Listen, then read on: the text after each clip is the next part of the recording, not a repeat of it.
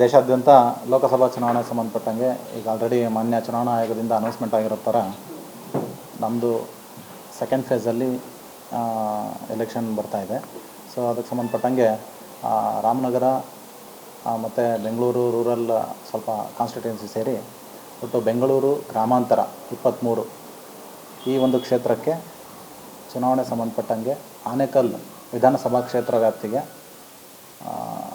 ನಾವು assistant returning officer ಇರ್ತೀವಿ. So Ramanagara DC ಸಾಹೇಬರು RO ಸಾಹೇಬರಾಗಿರ್ತಾರೆ. ಈ ಸಂಬಂಧ ನಾವು ಆನೇಕಲ್ ವಿಧಾನಸಭಾ ಕ್ಷೇತ್ರ ವ್ಯಾಪ್ತಿ ಒಳಗೆ ಕೈಗೊಂಡಿರೋ ಕ್ರಮಗಳ ಬಗ್ಗೆ ತಮಗೆ ಒಂದು ಮಾಹಿತಿಯನ್ನು ನೀಡ್ತಾ ಇದ್ದೀನಿ. ನಮ್ಮಲ್ಲಿ ಮೊಟ್ಟ ಮೊದಲನೇದಾಗಿ ಈಗ ಆಲ್ರೆಡಿ MCC ಜಾರಿಯಲ್ಲಿದೆ. MCC ಜಾರಿಯಲ್ಲಿರೋದ್ರಿಂದ ಸೊ ಸಾಮಾನ್ಯವಾಗಿ ಏನು ಬರುವಂತಹ ದೂರುಗಳಿಗೆ ಸಂಬಂಧಪಟ್ಟಂಗೆ ನಮ್ಮಲ್ಲಿ ದೂರುಗಳ ನಿರ್ವಹಣಾ ಕೇಂದ್ರವನ್ನು ಸ್ಥಾಪನೆ ಮಾಡಿದ್ದೀವಿ. ಅದಕ್ಕೋಸ್ಕರ ಒಂದು ಕಂಟ್ರೋಲ್ ರೂಮನ್ನು ಸ್ಥಾಪನೆ ಮಾಡಿದ್ದೀವಿ. ಕಂಟ್ರೋಲ್ ರೂಮ್ ನಂಬರು 080-278-59-234 ಆಗಿರುತ್ತೆ. ಸೊ ಯಾವುದೇ ಚುನಾವಣೆ ಇನ್ನೊಂದು ಸಲ 080-278-59-234 ಈ ಕಂಟ್ರೋಲ್ ರೂಮ್ ನಂಬರ್ಗೆ ಯಾವುದೇ ಸಮಯದಲ್ಲಿ ಇದು 24/7 ಕೆಲಸ ನಿರ್ವಹಿಸುತ್ತೆ.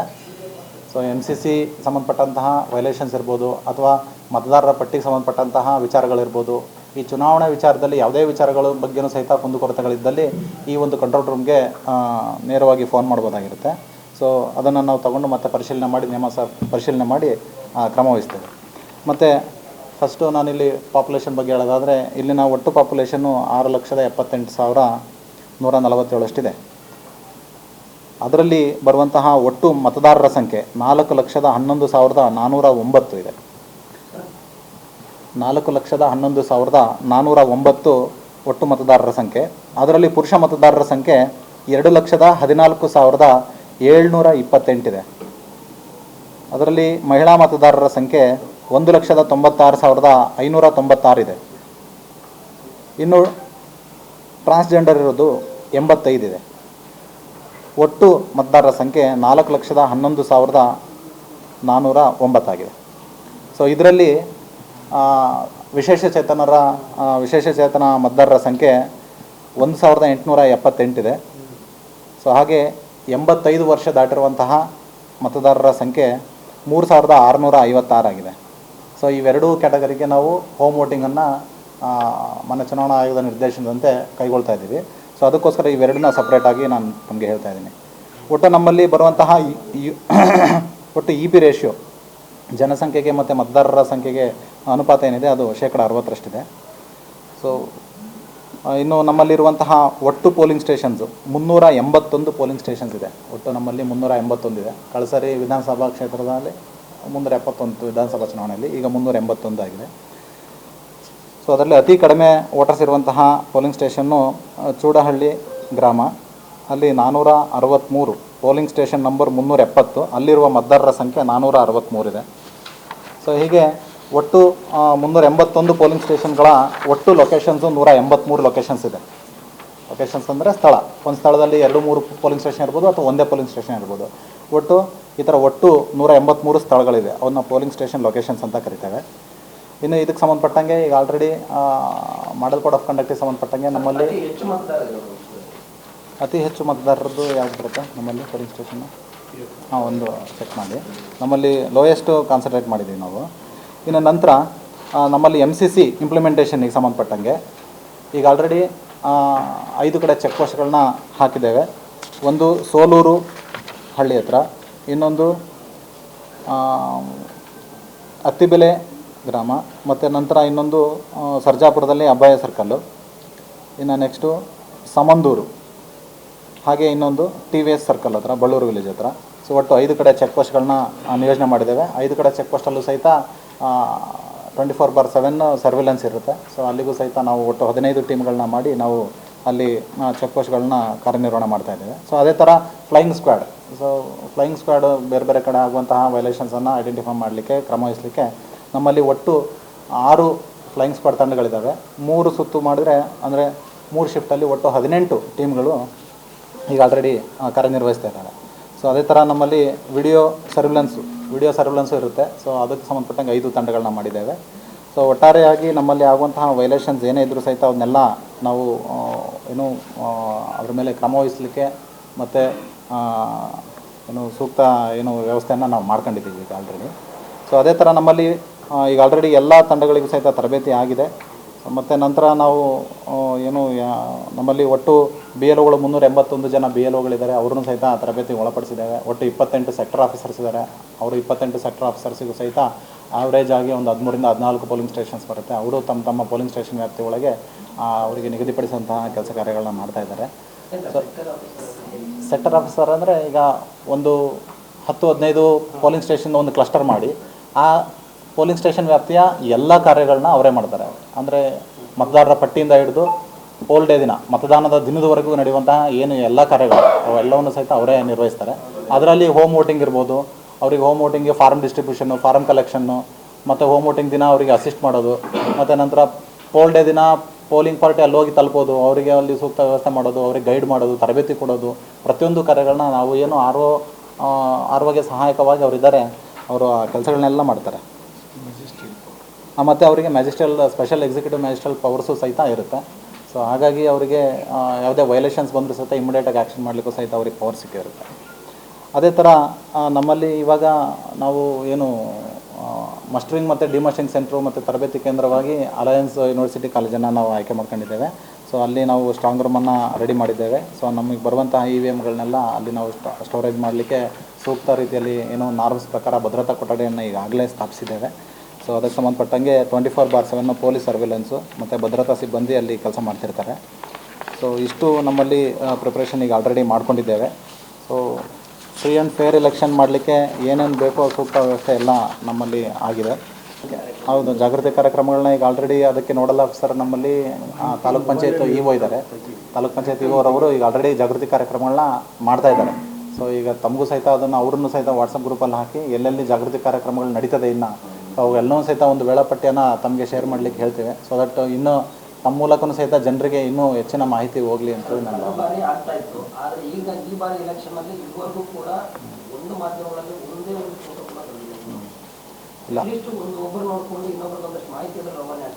ಇಲ್ಲ ಈ ಸರಿ ಅದಕ್ಕೆ ಸೂಕ್ತ ವ್ಯವಸ್ಥೆ ಮಾಡ್ತೇವೆ ಅಂತ. ಇಲ್ಲ ಇದು ಇವು ತಾಲೂಕು ಪಂಚಾಯತಿ ಕಾರ್ಯನಿರ್ವಾಹಕ ಅಲ್ಲ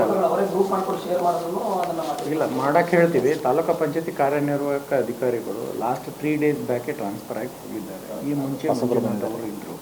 ಸೊ ಅವರು ಬಂದ ತಕ್ಷಣವೇ 2-3 ಕಾರ್ಯಕ್ರಮಗಳನ್ನು ಮಾಡಿದ್ದಾರೆ. ಸೊ ಅದು ಕಮ್ಯುನಿಕೇಷನ್ ಗ್ಯಾಪ್ ಇರೋದ್ರಿಂದ ಅದು ತಮಗೆ ಮಾಹಿತಿ ಬಂದಿಲ್ಲ. ಬಟ್ ಇವಾಗ ನಾವು ಅದೇ ಈಗ ತಾವು ಏನು ಸಲಹೆಯನ್ನು ಸೂಚಿ ಕೊಟ್ಟಿದ್ದೀರಿ, ನಮ್ಮ ಕಾರ್ಯಾಲಯದಿಂದನೇ ಒಂದು ಮಾಧ್ಯಮ ಇದನ್ನು ಮಾಡಿ ಇದರಲ್ಲಿ ಚುನಾವಣೆಗೆ ಸಂಬಂಧಪಟ್ಟಂತೆ ಎಲ್ಲ ವಿಷಯಗಳು ಸ್ವೀಪ್ ಆಗಿರ್ಬೋದು ಅಥವಾ ಇನ್ನಿತರ ಯಾವುದೇ ಚುನಾವಣೆ ವಿಷಯಗಳಾಗಿರ್ಬೋದು ಅದನ್ನು ನಾವು ತಮ್ಮ ಜೊತೆ ಹಂಚ್ಕೋತೀವಿ.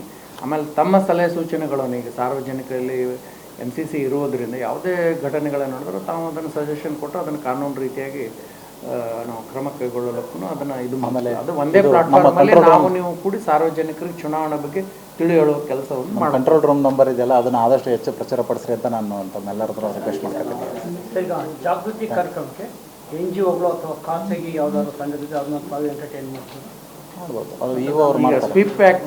ಸ್ವಿಪ್ ಅಂದರೆ ಮತದಾನ ಸಲುವಾಗಿ ಏನು ಪ್ರಚಾರ ಪಡಿಸಲಿಕ್ಕೆ ಯಾವುದೇ ವ್ಯಕ್ತಿನೂ ಭಾಗವಹಿಸ್ಬೋದು. ಬಟ್ ಆ ವ್ಯಕ್ತಿಯ ಹಿನ್ನೆಲೆ ಯಾವುದೇ ಒಂದು ಪಕ್ಷಕ್ಕಾಗಲಿ ಯಾವುದೇ ಒಂದು ರಾಜಕೀಯ ಇದಕ್ಕಾಗಲಿ ಗುರುತಿಸ್ಕೊಳ್ಳಬಾರ್ದು. ಯಾವುದೇ ಒಂದು ಸಂಘ ಸಂಸ್ಥೆದವರು ಅವರು ಮತದಾನ ಕುರಿತು ಅವರು ಸರ್ಕಾರದ ಜೊತೆ ಚುನಾವಣೆ ಆಯೋಗದ ಜೊತೆ ಕೈ ಜೋಡಿಸ್ತಾರಂತಂದರೆ ಅದನ್ನು ನಾವು ಸ್ವಾಗತದಿಂದ ಬಳಸ್ತೀವಿ. ಬಟ್ ಆ ಸಂಘ ಸಂಸ್ಥೆ ಯಾವುದೇ ರಾಜಕೀಯ ಪಕ್ಷಕ್ಕಾಗಲಿ ಆ ಸಂಘ ಸಂಸ್ಥೆಯಲ್ಲಿರ್ತಕ್ಕಂಥ ಸದಸ್ಯರಲ್ಲಿ ಯಾವುದೇ ಒಂದು ಪಕ್ಷಕ್ಕೆ ಗುರುತಿಸ್ಕೊಂಡ್ರೆ ಅಂಥ ಸಂಘ ಸಂಸ್ಥೆಗಳನ್ನು ನಾವು ಭಾಗವಹಿಸ್ಲಿಕ್ಕೆ ಅವಕಾಶ ಇರುತ್ತೆ. 7,184 ಈ ವರ್ಷದ ಯಂಗ್ ವೋಟರ್ಸಾಗಿ ಆನೇಕಲ್ ತಾಲೂಕಿಗೆ ಹೊಸ ವೋಟರ್ಸನ್ನು ಮೊದಲನೇ ಸಲ ಮತದಾನ ಮಾಡಿದ್ರು. 7,184. ಇದಕ್ಕೆ ಸಂಬಂಧಪಟ್ಟಂಗೆ ನೋಟ್ ಶೀಟು ಒಂದು ಕೊಡ್ತೇವಲ್ಲ ಕಂಪ್ಲೀಟ್. ಆಮೇಲೆ ತಮ್ಮ ಜೊತೆನೇ ಈಗ ನಾವು ಈ ಸ್ವಲ್ಪ ಬ್ರೀಫ್ ಇದ್ರ ಸಲುವಾಗಿ ಎಲ್ಲ ಮಾಹಿತಿಯನ್ನು ಸ್ವಲ್ಪ ತಮಗೆ ಕೊಟ್ಟಿದ್ದೀವಿ ಎಲ್ಲ ತಮ್ಮವ್ರೆ. ಇದನ್ನು ಹೊರತುಪಡಿಸಿ ಈಗ ಅಂದರೆ ಇದು ಈ ಚುನಾವಣೆ ಸ್ಟಾರ್ಟ್ ಆಗಿ ಈಗ ಕೆಲವೇ ದಿನಗಳಾಗಿದೆ. ಸೊ ಬರಬರುತ್ತೆ ECIಯಿಂದ ಆಮೇಲೆ ಗೈಡ್ಲೈನ್ಸ್ಗಳನ್ನು ಬೇರೆ ಬೇರೆ ರೀತಿಯಾಗಿ ಬರ್ತವೆ. ಮತ್ತು ಅಂಥ ಇನ್ಫಾರ್ಮೇಷನ್ಗಳನ್ನು ನಾವು ಮತದಾನಕ್ಕೆ ನೋಂದಣಿಗೆ ಮತ್ತೇನು ಅವಕಾಶ ಇಲ್ಲ, ಮುಕ್ತಾಯ ಇನ್ನೂ ಇದೆ. Last day of nomination. So ಚುನಾವಣೆಯ ಅಭ್ಯರ್ಥಿಯ ಕೊನೆಯ ದಿನವರೆಗೆ ಫಾರ್ಮ್ ನಂಬರ್ 6 ಅನ್ನು ಅಳವಡಿಸಲಿಕ್ಕೆ ಕಾನೂನಿನಲ್ಲಿ ಅವಕಾಶ ಇದೆ. ಸಾರ್ವಜನಿಕರು, ಹೆಂಗ ಮತದಾರರು ಯಾರು 18 ವರ್ಷ ಮೇಲ್ಪಟ್ಟವರು ಇದ್ದಾರಲ್ಲ ಅವರು ಅಪ್ಲಿಕೇಶನ್ ತುಂಬಲಿಕ್ಕೆ ಅವಕಾಶ ಇದೆ. ಅವರು ದಯವಿಟ್ಟು ಆನ್ಲೈನ್ ಮುಖಾಂತರ ಅವರೆಲ್ಲ ದಾಖಲಾತಿಗಳನ್ನು, ಆಮೇಲೆ ಮುಖ್ಯವಾಗಿ ಅವ್ರದ್ದು ಯಾವುದೇ ದಾಖಲಾತಿ ಇಲ್ಲ ಅಂದರೆ ಅವ್ರ ಕುಟುಂಬದ ಸದಸ್ಯರು, ಅವ್ರ ಪೇರೆಂಟ್ಸರು ಯಾವ ಮತಗಟ್ಟೆಯಲ್ಲಿ ಇದ್ದಾರೆ, ರೆಸಿಡೆನ್ಷಿಯಲ್ ಪ್ರೂಫ್ ಇಲ್ಲ, ಬರೀ ಏಜ್ ಪ್ರೂಫ್ ಇದೆ, ರೆಸಿಡೆನ್ಷಿಯಲ್ ಪ್ರೂಫ್ ಇಲ್ಲ ಅಥವಾ ಯಾವುದೋ ಒಂದು ಕಾರ್ಡ್ ಮಾಡಿಲ್ಲ, ಸಿಕ್ಕಿಲ್ಲ ಅಂತ ಎಕ್ಸ್ಕೇಪ್ ಆಗಿ ಅವ್ರಿಗೇನು ಬಿಡೋದು ಬೇಡ. ಅವರ ತಂದೆ ತಾಯಿಗಳು ಆಲ್ರೆಡಿ ಮತದಾರ ಪಟ್ಟಿಯಲ್ಲಿ ಅವ್ರ ಹೆಸರು ಇರುತ್ತೆ. ಆ ಮತದಾರ polling station number, serial number ಹಾಕಿ ನನ್ನ ಕುಟುಂಬ ಈಗಾಗಲೇ ಇಲ್ಲಿರೋದ್ರಿಂದ ಇದು ನಾನು ಇಲ್ಲಿಯ ರೆಸಿಡೆನ್ಸ್ ಆಗಿರ್ತೇನೆ, ನನಗೆ 18 ವರ್ಷ ಆಗಿದೆ, ಆ ಬರ್ತ್ ಸರ್ಟಿಫಿಕೇಟನ್ನು ಹಚ್ಚಿ ಇಷ್ಟು ದಾಖಲೆಗಳನ್ನು ಹಚ್ಚಿ ಅಪ್ಲೋಡ್ ಮಾಡಿದ್ರು ನಾವು ಅದನ್ನು ಕಾನೂನು ಪ್ರಕಾರ ಕ್ರಮ ತಗೋದು. ಆಮೇಲೆ ಈಗ ಕಂಪ್ಲೇಂಟ್ ರೆಡ್ರೆಸ್ಸಲ್ಲಿಗೆ ನಮಗೆ ಇನ್ನೊಂದು ಮೆಕ್ಯಾನಿಸಮ್ ಇದೆ. ಸಿ ವಿಜಿಲ್ ಅಂತ ಒಂದು ಆ್ಯಪ್ ಇದೆ. ಆ ಸಿ ವಿಜಿಲ್ ಆ್ಯಪ್ ಮೂಲಕ ಸಾರ್ವಜನಿಕರು ಯಾವುದೇ ಒಂದು ವೈಲೇಷನ್ ನಡೀತಾ ಇದ್ದರೆ ಸೊ ಅದನ್ನು ಅವರು ಏನು ಮಾಡ್ಬೋದು, ಒಂದು ಕಂಪ್ಲೇಂಟ್ ರೈಸ್ ಮಾಡ್ಬೋದು. ಆ ಒಂದು ಆ್ಯಪ್ ಡೌನ್ಲೋಡ್ ಮಾಡಿ, ಸಿ ವಿಜಿಲ್ ಆ್ಯಪ್ ಅಂತ ಬರುತ್ತೆ. ಸಿ ವಿಜಿಲ್ ಆ್ಯಪನ್ನು ಡೌನ್ಲೋಡ್ ಮಾಡಿ ಅಲ್ಲಿ ಕಂಪ್ಲೇಂಟ್ ರಿಜಿಸ್ಟರ್ ಮಾಡ್ಬೋದು. ಕಂಪ್ಲೇಂಟ್ ರಿಜಿಸ್ಟರ್ ಮಾಡಿ 100 ನಿಮಿಷದೊಳಗೆ ಅದಕ್ಕೆ ನಾವು ಪರಿಹಾರವನ್ನು, ಅಂದರೆ ಅದರ ಮೇಲೆ ಸೂಕ್ತ ಕ್ರಮವನ್ನು ವಹಿಸ್ತೇವೆ. ಸೊ ಅದು ಒಂದು ಮೆಕ್ಯಾನಿಸಮ್ ಇದೆ. ಮತ್ತು NGRS ಅಂತ ಒಂದಿದೆ, ನ್ಯಾಷನಲ್ ಗ್ರೀವೆನ್ಸ್ ರಿಡ್ರೆಸಲ್ ಸಿಸ್ಟಮ್ ಅಂತೇಳಿ, ಅದು ವೆಬ್ ಅಪ್ಲಿಕೇಶನ್ ಇದೆ. ಸೊ ಅಲ್ಲಿಯೂ ಸಹಿತ ಯಾವುದೇ ಒಂದು ಮತದಾರರ ಪಟ್ಟಿಗೆ ಸಂಬಂಧಪಟ್ಟಂತಹ ದೂರುಗಳನ್ನ ದಾಖಲಿಸ್ಬೋದು. ಮತ್ತು ನಮ್ಮ ಆಫೀಸಲ್ಲೂ ಸಹಿತ ಟಪಾಲಲ್ಲೂ ಸಹಿತ ಬೇಕಾದ್ರೆ ಕೊಡ್ಬೋದು, ಯಾವುದೇ ಕಂಪ್ಲೇಂಟ್ಸ್ ಇದ್ದರೂ ಸಹಿತ. ಮತ್ತು ಮೋರೋವರ್ ನಮ್ಮಲ್ಲಿ ಕಂಟ್ರೋಲ್ ರೂಮ್ ಇರಿದ್ರೆ control room number very easy, phone ಮಾಡಿ ಒಂದು ಹೇಳ್ಬೋದು ವಿಚಾರ. ಅದು ಎಲ್ಲದೂ ಸಹಿತ ನಮ್ಮಲ್ಲಿ ರೆಕಾರ್ಡ್ ಆಗುತ್ತೆ, ಎಲ್ಲದಕ್ಕೂ ಸಹಿತ ಸೂಕ್ತ ಕ್ರಮವನ್ನು ನಾವು ವಹಿಸ್ತೀವಿ. ಸೊ ಹಾಗಾಗಿ ಇದೇನು ರಿಡ್ರೆಸಲ್ ಸಿಸ್ಟಮ್ ಇದೆ ಇದನ್ನು ಆದಷ್ಟು ಹೆಚ್ಚು ಪ್ರಚಾರ ಪಡಿಸ್ಬೇಕು ಅಂತೇಳಿ ತಮ್ಮಲ್ಲಿ ಮತ್ತೊಂದು ಸರಿ. ಟೆಕ್ನಾಲಜಿ ಈಗೇನು ಸಿ ವಿಜಿಲು ಹಾಗೂ ಇದು ಇದೆ ಅಲ್ರಿ, ಟೆಕ್ನಾಲಜಿ ಪ್ರಕಾರ ಒಬ್ಬ ದೂರುದಾರ ತನ್ನ ದೂರು ಸಲ್ಲಿಸಿದ ಮೇಲೆ ಆ ದೂರಿಗೆ ಚುನಾವಣೆ ಆಗೋದವರು ಸಮಯ ನಿಗದಿಪಡಿಸಿದ್ದಾರೆ. ಆ ಸಮಯದಲ್ಲಿ ಆ ದೂರು ಯಾರ ಕಡೆ ಎಲ್ಲೆಲ್ಲಿದೆ ಅನ್ನೋದ್ರ ಬಗ್ಗೆ ಅವರು ನೋಡ್ಬೋದು.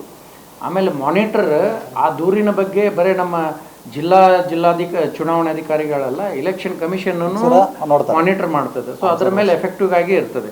ಸೊ ಮಾಧ್ಯಮ ಮಿತ್ರರಲ್ಲಿ ನಾನು ತಮ್ಮಲ್ಲಿ ವಿನಂತಿಸ್ಕೊಳ್ಳೋದೇನಂತಂದರೆ, ಯಾವುದೇ ಒಂದು ದೂರು ತಮಗೆ ಬಂತಂದ್ರು ತಾವು ಸದ್ಯಕ್ಕೆ ಸಿ ವಿಜಿಲನ್ನು ಡೌನ್ಲೋಡ್ ಮಾಡ್ಕೊಂಡು ತಮಗೆ ಬಂದಂಥ ದೂರನ್ನು ತಾವು ಅಪ್ಲೋಡ್ ಮಾಡ್ಬೋದು. ಸೊ ಅದು ಏನಾಗುತ್ತೆ, ಈಸಿ ಆಗುತ್ತೆ. ಒಂದು ಕಂಪ್ಲೇಂಟ್ ರಿಜಿಸ್ಟರ್ ಮಾಡ್ತೀವಿ ಸರ್, ಸ್ವಲ್ಪ ಹೇಳ್ತೀವಿ, ಅಲ್ಲಿ ನೀವು ಗೌಪ್ಯತೆ ಮೇಂಟೈನ್ ಮಾಡ್ತೀರಾ? ಹಾಂ, ಎಲ್ಲ ಗೌಪ್ಯತೆ ಇರುತ್ತೆ ಸಿ ವಿಜಿಲ್. ಎಲ್ಲೂ ಸಹಿತ ಯಾರು ದೂರು ಕೊಟ್ಟರು, ಯಾರು ಅದ್ರ ಬಗ್ಗೆ ಇನ್ಫಾರ್ಮೇಷನ್ ಕೊಟ್ಟರು ಎಲ್ಲೂ ನಾವು ಡಿಸ್ಕ್ಲೋಸ್ ಮಾಡಲ್ಲ. Yes, thank you. ಇಷ್ಟು ಇದೆ. ತಮ್ಮೆಲ್ಲರ ಸಹಕಾರ ಇರಲಿ ನಮಗೆ.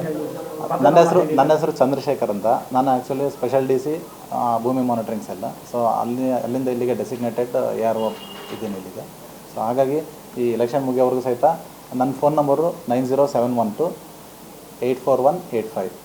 ಸೊ ಈ ನಂಬರ್ಗೂ ಸಹಿತ ನೀವು ಫೋನ್ ಮಾಡಿ ದೂರನ್ನು ಹೇಳ್ಬೋದು. ಏನೇ ದೂರುಗಳಿದ್ದರೂ ಸಹಿತ ನಾವೊಂದು 24/7 ಅದು ಫೋನನ್ನು ರಿಸೀವ್ ಮಾಡ್ತೀವಿ. ಸೊ ಯಾವುದೇ ದೂರುಗಳಿದ್ದರೂ ಅಟ್ಲೀಸ್ಟ್ ಫೋನ್ ಎತ್ತಿಲ್ಲ ಅಂದರೆ ಒಂದು ಮೆಸೇಜ್ ಮಾಡಿದ್ರು ಓಕೆ. ತಮ್ಮೆಲ್ಲರೂ ಸಹಕಾರ ಇರಲಿ. ಆಮೇಲೆ ಯಾವುದೇ ವಿಚಾರಗಳಿದ್ದರೂ ಸಹಿತ ಯಾವುದೇ ಸಂಕೋಚ ಇಲ್ಲದೇ ನಮಗೆ ತಿಳಿಸಿದರೆ, ಯಾವುದೇ ಚಿಕ್ಕ ವಿಚಾರ ಇದ್ದರೂ ಸಹಿತ, ಚಿಕ್ಕ ತೊಂದರೆ ಇದ್ದರೂ ಸಹಿತ ನೀವು ಇಮಿಡಿಯೇಟಾಗಿ ನಮಗೆ ತಿಳಿಸಿದರೆ ನಾವು ಯಾವುದೇ ಏನು ವಿಳಂಬ ಇಲ್ಲದೇ ಸೂಕ್ತವಾಗಿ ಕ್ರಮ ವಹಿಸಲಿಕ್ಕೆ ಅವಕಾಶ ಆಗುತ್ತೆ. ಸೊ ತಮ್ಮೆಲ್ಲರಿಗೂ ಸಹಿತ ಸಹಕಾರ ಇರಲಿ ಅಂತ ಹೇಳ್ತಾ ಜನರಿಗೆ ಇದ್ರ ಬಗ್ಗೆ ಹೆಚ್ಚಿನ ಜಾಗೃತಿ ಮೂಡಿಸ್ಬೇಕಂತ ತಮ್ಮೆಲ್ಲ ಕೋರ್ತಾ ಮುಗಿಸ್ತೀನಿ. Thank you. ಸೊ ಇನ್ನೊಂದು ಮಾಧ್ಯಮ ಮಿತ್ರರ ಮುಖಾಂತರ ನಾನು ಸಾರ್ವಜನಿಕರಲ್ಲಿ ಕೇಳ್ಕೊಳ್ಳೋದು ಏನಂತಂದರೆ, MCC ಇರೋದರಿಂದ ಈ ಆನೇಕಲ್ ತಾಲೂಕದಲ್ಲಿ ಇವಾಗ ಜಾತ್ರೆ ಸಂತೆ ಸ್ವಲ್ಪ ಎಲ್ಲ ದೇವಸ್ಥಾನಗಳ ಜಾತ್ರೆ ಅವು ಇದ್ದಾವೆ. ಅಂಥ ಜಾತ್ರೆಗಳನ್ನು ಸಹ ಅವರ ಅನುಮತಿ ತಗೊಂಡು ಮಾಡಬೇಕು. MCC ಕೋಡ್ ಆಫ್ ಕಂಡಕ್ಟದ ಪ್ರಕಾರನೇ ಅವರ ಪ್ರಕಟಣೆಗಳನ್ನು ಹೊರಡಿಸಬೇಕು. ಈವನ್ ಮುಜರಾಯಿ ದೇವಸ್ಥಾನಗಳು ಇದ್ರೂ ಸೊ ಎಲ್ಲ ಪರ್ಮಿಷನ್ಗಳನ್ನು ಅದು ಆನ್ಲೈನ್ ಮುಖಾಂತರನೇ ಹಾಕಲಿಕ್ಕೆ ಸುವಿಧಾ ಅಂತ ಒಂದು ಆ್ಯಪ್ ಇದೆ, ಅದರಲ್ಲೇ ಕೊಡಬೇಕು. ಸೊ ಎಲ್ಲರೂ ನಮ್ಮ ಆಫೀಸ್ಗೆ ಬಂದು ಮ್ಯಾನ್ಯುವಲಿ ಕೊಡುವಂಥದ್ದು ಏನು ಅವಶ್ಯಕತೆ ಇಲ್ಲ. ನಮ್ಮ ಗ್ರಾಮದ ಜಾತ್ರೆಗಳ ಪರವಾನಗಿ ತಗೋಬೇಕಾದ್ರೂ ಸುವಿಧಾ MCC ಇರೋದ್ರಿಂದ ಚುನಾವಣೆ ಸುವಿಧಾ ಆ್ಯಪ್ನಲ್ಲೇ ಅವ್ರ ಅಪ್ಲಿಕೇಶನ್ ಹಾಕಿದ್ರೆ ವಿದಿನ್ ಟೈಮಲ್ಲಿ ಎಲ್ಲ ಇಲಾಖೆ NOC ಪಡೆದುಕೊಂಡು ನಾವು ಅದನ್ನು ಪರ್ಮಿಷನ್ ಕೊಡ್ತೀವಿ. ಸೊ ಅದನ್ನು ನಾನು ತಮ್ಮ ಮುಖಾಂತರ ಜನರಿಗೆ ಹೋಗಿ ಮುಟ್ಲಿ ಅನ್ನೋದು ಒಂದಿದೆ. ಸೊ ಎಲ್ಲ ಪರ್ಮಿಷನ್ಗಳನ್ನು ಸುವಿಧಾದಲ್ಲೇ ನಾವು ಕೊಡ್ತೀವಿ. ಸೊ ಇಂಪಾರ್ಟೆಂಟ್, ಈಗ ಯಾವುದೇ ಒಂದು ಪಕ್ಷದ ಕಾರ್ಯಕ್ರಮ, ಚುನಾವಣೆ ಕಾರ್ಯಕ್ರಮ ಮಾಡಬೇಕಾಗಿದ್ರು ಅವ್ರು ನಮ್ಮ ಆಫೀಸ್ಗೆ ಅಲಿಯೋದಿಲ್ಲ. ಡೀಟೇಲ್ಸ್ ಎಲ್ಲ ಹಾಕಿ ಯಾವ ಕಾರ್ಯಕ್ರಮ ಎಲ್ಲಿ ಮಾಡ್ತಾ ಇದ್ದಾರೆ, ಯಾವ ಟೈಮಿಂಗ್ ಮಾಡ್ತಾ ಇದ್ದಾರೆ, ಆ ಕಾರ್ಯಕ್ರಮವನ್ನು ಯಾರು ಭಾಗವಹಿಸ್ತಾ ಇದ್ದಾರೆ, ಪ್ರೈವೇಟ್ ಸ್ಥಳದಲ್ಲಿ ಮಾಡ್ತಾ ಇದ್ರೆ ಆ ಓನರ್ನ ಒಪಿನಿಯನ್ ತೊಗೊಂಡಿದ್ದಾರೆ, ಇವೆಲ್ಲ ಡಾಕ್ಯುಮೆಂಟ್ಸ್ ಹಚ್ಚಿ ಅದನ್ನು ಆ್ಯಪಲ್ಲಿ ಅಪ್ಲೋಡ್ ಮಾಡಿ ಹಾಕಿದ್ರೆ ನಮ್ಮವ್ರು ಹೋಗಿ ವಿದಿನ್ ಎ ಟೈಮಲ್ಲಿ ಅದನ್ನು ಎನ್ಕ್ವೈರಿ ಮಾಡಿ ಅನುಮತಿನೂ ನೀಡ್ತೀವಿ. ಈ ರೀತಿಯಾಗಿದೆ. S, thank you. ಸರ್, ಅದು ಕೇಳಿದರು